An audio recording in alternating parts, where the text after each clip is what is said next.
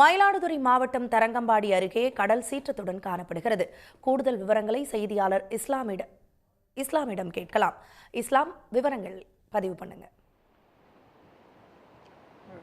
டத்வா புயலின் காரணமாக மயிலாடுதுறை மாவட்டம் தரங்கம்பாடியில் கடந்த 2 நாட்களாகவே கனமழை பெய்து வருகிறது.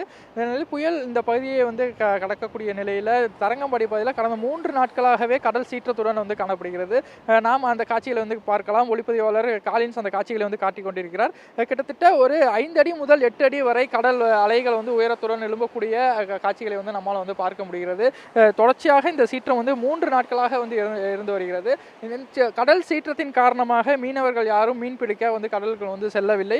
மயிலாடுதுறை மாவட்டத்தை பொறுத்தவரை மயிலாடுதுறையில் 14 சென்டிமீட்டர் மழையும், மணல்மேடில் 9 சென்டிமீட்டர் மழையும், சீர்காழியில் 13 சென்டிமீட்டர் மழையும், கொள்ளிடத்தில் 9 சென்டிமீட்டர் மழையும், தரங்கம்பாடியில் 6 சென்டிமீட்டர் மழையும் பெய்துள்ளது.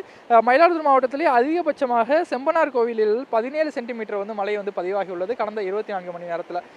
தொடர்ச்சியாக நேற்று இரவு வரை கனமழை பெய்த நிலையில் இன்று காலை முதல் மிதமான மழை விட்டு விட்டு பெய்து கொண்டிருக்கிறது.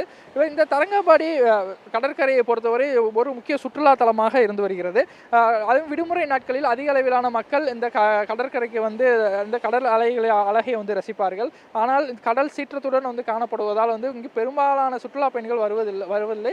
இருந்தபோதும் ஒரு சிலர் ஆபத்தை உணராமல் இந்த கடல் அருகே சென்று தங்களுடைய குடும்பத்தோடு புகைப்படம் எடுக்கக்கூடிய காட்சிகளையும் பார்க்க முடிகிறது.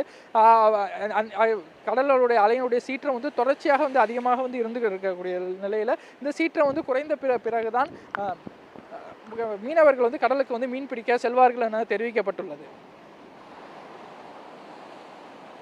விவரங்களுக்கு நன்றி இஸ்லாம். உடனுக்குடன் செய்திகளை தெரிந்து கொள்ள சன் நியூஸ் பெல் ஐகானை கிளிக் பண்ணுங்க.